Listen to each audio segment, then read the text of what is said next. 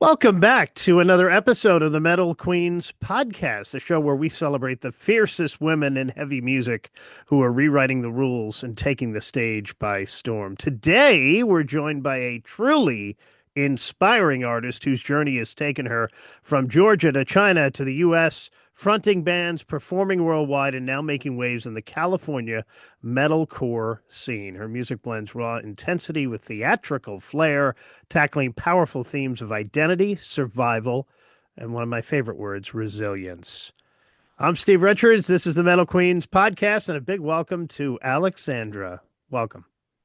Thank you. Thank you so much. Thank you for having me here today. It's great to have you here. Aleksandra is a Georgian-American metalcore artist that's based in San Francisco and Los Angeles, inspired by the emotion of architects and the artistry of Lady Gaga. Alex writes with honesty and power, drawing listeners into stories of perseverance, identity, and love. A survivor herself, she fearlessly shines a light on issues like sexual assault, domestic violence, and child abuse through her music. Her journey has been anything but ordinary, from fronting an alt-rock band in her early years to captivating audiences in China with both pop hits and original songs, too. Now performing across California at venues like San Francisco's Palace of Fine Arts, San Francisco City Hall, and Brick and Mortar Music Hall. She's even taken her voice to corporate stages at Meta Intuit headquarters, too. She's got upcoming shows in California the rest of this year. You know, you've had such a unique career path from Georgia to China to California. How have those different cultures and stages shaped you as an artist? Well, originally I was always a rock musician, but at some point I got burned out. By the age of 26, I got really burned out, and I was like, you know what? I'm so done with rock music. And I was like, you know what? I'm going to explore pop. I'm going to start playing cover songs and it was interesting transition because in the beginning of my early 20s, I was like, I will never sing a cover. And it was so difficult to convince me to perform. I remember I played for the big packed show and it was like celebration of Papa Roach birthday or something. And I mean, it was not Papa Roach there. It was just like fan club organizing a concert. And it was like big rock club, capacity 400 Mhm. back in my home country. And they were like, Alex, we really want you to perform there, but we want you to sing at least one Papa Roach cover. I do love Papa Roach, and it was so hard for me to agree to sing anything else than original. And then 7 years later, I was so burned out. I was like, you know what? Fuck that. I'm gonna go and tour and become a cover band because this is obviously what's making money. And back then, I was a single mom, so I really needed to provide for my kid. And yeah, so my all of my unique ways of building career is me exploring between genres. And I actually came to America, have already been an original pop artist and actually on the stage of Palace of Fine Arts in front of 900 people when I performed original songs and people were applauding and being so impressed. I was opening for my childhood art, a childhood um, artist, like a what's the word? Like I was looking up to her. Oh, I an was idol, opening for her. childhood idol. My idol, yeah. Yeah. I would say like high school idol. I was opening for her, and I was standing on this huge stage, and I was like, you know what? I'm done with pop. It doesn't makes me feel anything. Although I love pop, but so transitioned to rock again. So all of this like interesting places I performed is just because I was experimenting and exploring. Yeah. I mentioned your music draws from the Architects and Lady Gaga, two very different worlds. How do you blend metalcore aggression with pop theatrics? There are lots of modern metal bands who are combining pop and rock, right? Like some bands even call themselves, some bands who call themselves heavy pop. They are not quite metal. They are like modern alternative-ish bands. Like the home team, I think they call themselves heavy pop. Yeah, heavy pop, right? Hmm. And then yeah, there's a band like Sleep Theory, I think, Yeah. who are Sleep Theory. I think they kind of like touring with metal artists like Fall in Reverse and Hmm. like lots of big names like Marilyn Manson. They were like opening for East Coast, I think. That considered metal, but yeah, if you will listen to the front singer's vocals, it's purely pop. Yeah. So lots of like runs mixed with raspy screaming. That's an I love implementing new techniques and genres, and pop music is very difficult to perform. It's not enough for you to scream your trauma into microphone. You have to fucking sing it. Yeah. Yeah, that's true. Can you tell us about the first moment, Aleksandra, when you felt the stage was truly home for you, the place you needed to be? Okay, so as long as I remember, like as long as I was forming memories, I always wanted to be an artist. And I wanted to be a rock artist starting from age, I don't know, 11. Hmm. And my first time on the stage was when I was 17. Wow. And I had this gut feeling that I was born for this. And of course, how do I prove it? Like I've never been performing on the stage. The only time I was on the stage, it was like beauty contest, and I forgot lyrics of the words. So it was lyrics of the song, and I was like 8, and I was just standing silently on the stage. I could not prove my gut feelings, but I knew that this is where I wanted to be. Here's the thing: I grew up in very dysfunctional family. I've been gaslit, I've been abused in lots of many ways. Mm. And I want to be accepted, and I want to be, and also as an immigrant, I'm a Georgian, but I was born and raised in Russia. So I never felt accepted, and I was always I felt lonely because at home I felt lonely, outside I felt lonely. Like it was such a big, hollow, like hole in my heart. I want to try to fill in. And on the stage, I am seen. You know what I mean? Yeah. So I wanted this lots of eyes looking at me and seeing me for who I am.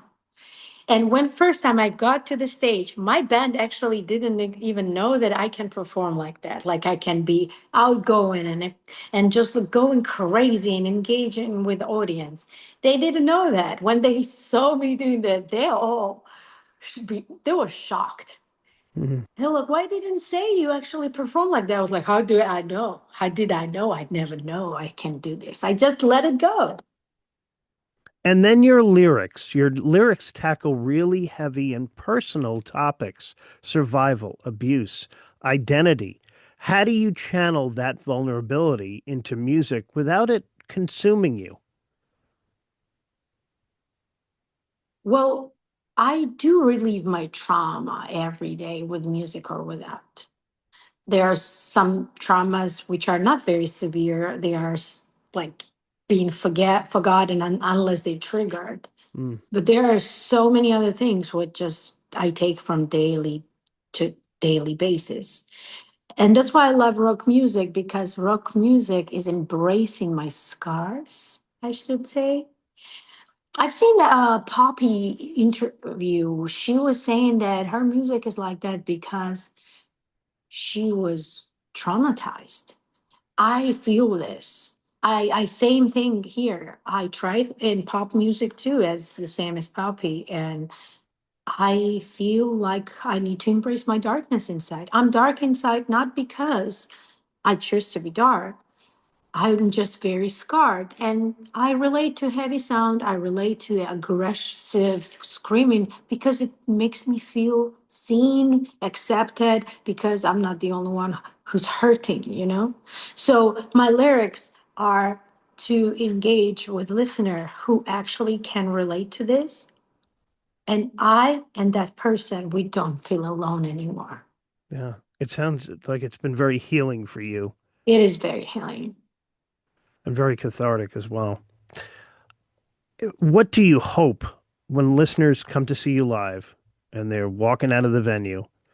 What do you hope they take away from a show with Aleksandra?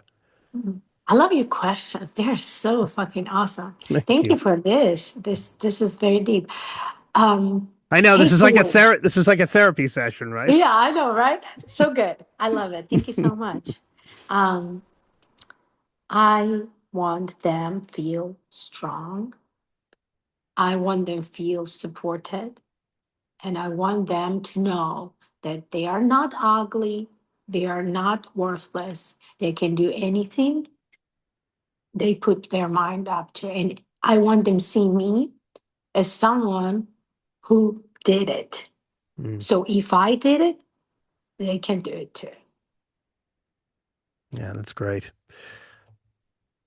Are there specific stories or fans who've told you that your music has helped them through something? Yes. Well, I'm just transitioning from being an emerging artist to being a developing artist, and my like audience is growing. And now I can say I started gaining some fans, but before it would be like just person stumbled into the show and saw me first time, and I had 25 minutes to hit to the deepest spot of his memory or her memory to connect. And I have multiple stories when I perform songs and then someone would come to the backstage. And backstage is a loud word for an emerging artist. It's just the stage and you're just getting out of it. And there are you. So the person just came to that area and hugged me. And she said that this song, I'll Never Be the Same, she knows what is this about and she's sorry. Mm, I don't know if that helped her to go through something, but that helped her to open up. Maybe she never told this to anybody. I knew what she was saying. She was saying she went through the same thing what I've done. And she was connecting with me, letting me know I'm not alone and she's not alone too. yeah. That had to be so fucking rewarding, that feel for you. That's That is actually when I was singing, it was very intimate show. I was singing just like acoustic guitar and I, and it was not very crowded. It was just like, I don't know, 20 plus people, like little theater, Yeah. like singer songwriter type. Yeah. And I was crying and they were crying. Yeah. Everybody will cry. Well, maybe not every single person, but every face I look into, they were crying. To reach them like that, it just has to be an incredible feeling. Uh, well, I wish I would not be at that point that when I need to reach people like that, but unfortunately, statistics of sexual assaults are Yeah. very bad. Yeah. And people are reacting because they engaged with this in different forms. You know what I mean? I think you found your purpose, Aleksandra. Thank you. I think you found your purpose, definitely. All right, on to the fun. Now the therapy portion is over. Let's get to the fun stuff Yeah. like now new music and touring. We're coming to the end of 2025. What's happening? What's going to be going on with you in 2026? Lots of exciting things are happening. My social media is taking off.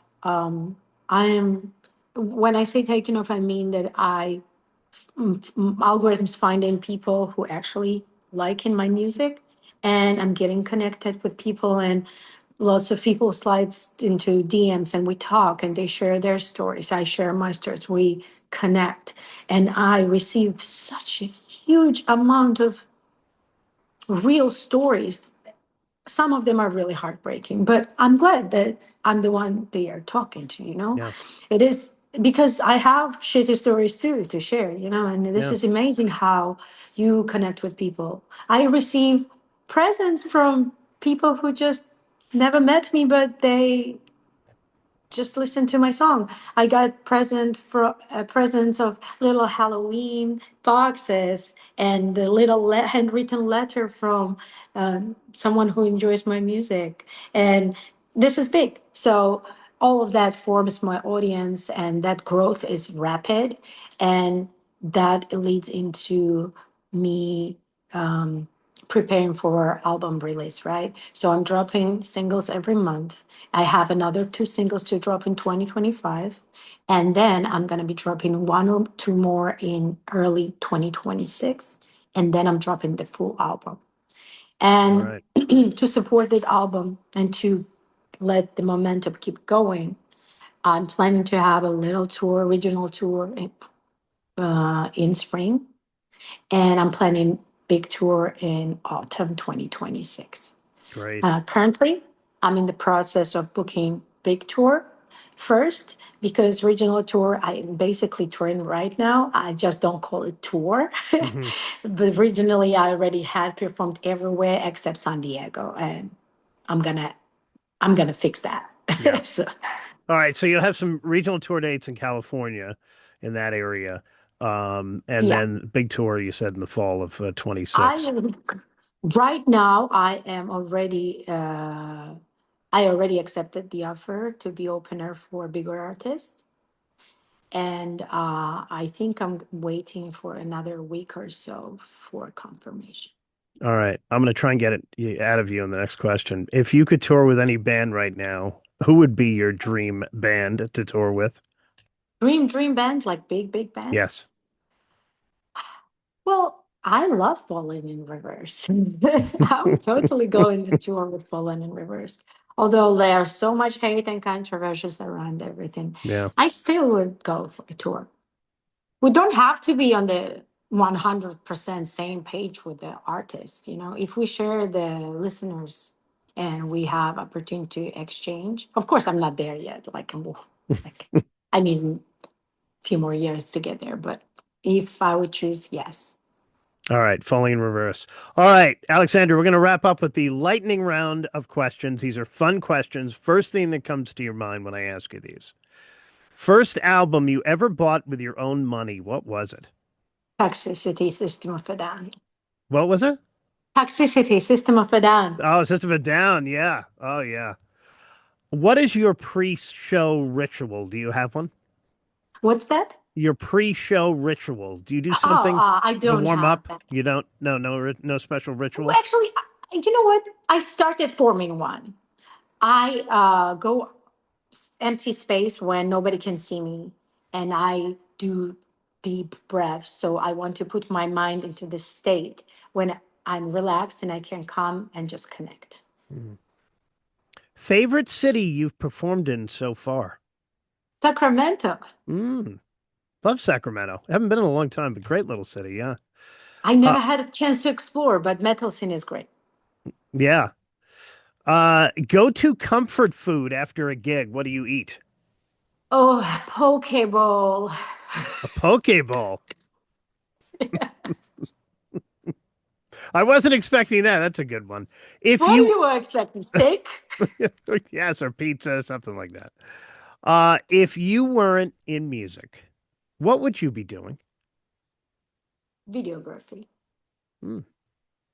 Lady Gaga calls you and says she wants to collaborate. What's the song title?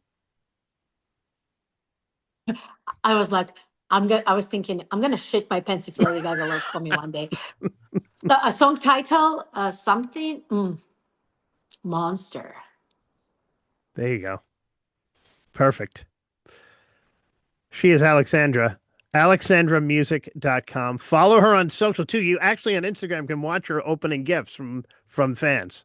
I was checking that out earlier. She's got more singles coming, album coming next year, regional tour if you're going to be out in the California area, and then a bigger tour at the end of next year in the fall of next year as well. A big thanks to you, Aleksandra, for sharing your powerful story, your journey across continents, and your passion for turning pain into art.